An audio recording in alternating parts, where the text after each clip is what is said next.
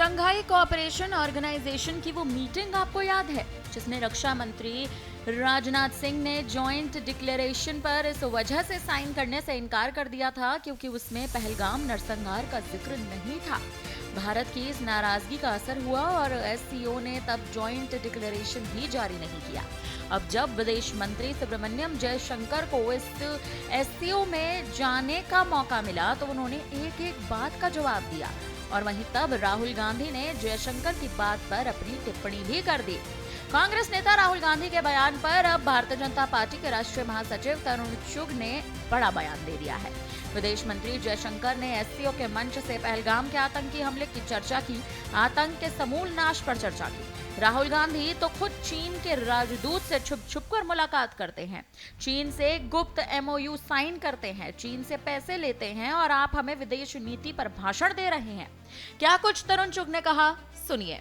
विदेश मंत्री श्री जयशंकर जी ने एससीओ के मंच से पहलगाम के आतंकी हमले की चर्चा की है, भारत के आतंक के समूल नाश पर चर्चा की है।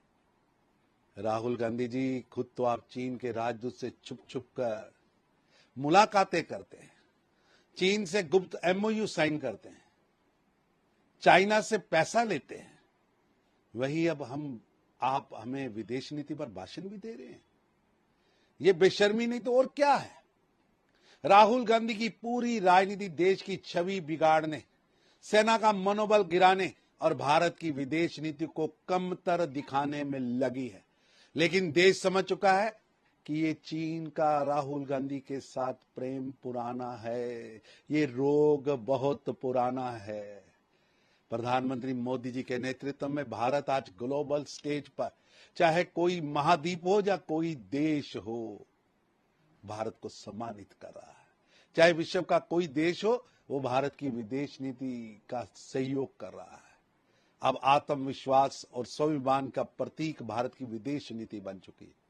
कांग्रेस के वक्त भारत की छवि मौन और कमजोर नेतृत्व वाली थी।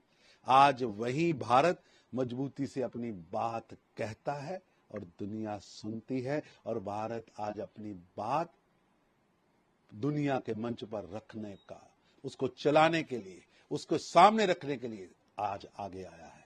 राहुल गांधी को अगर शर्म नहीं आती तो कम से कम तथ्यों की इज्जत करनी चाहिए।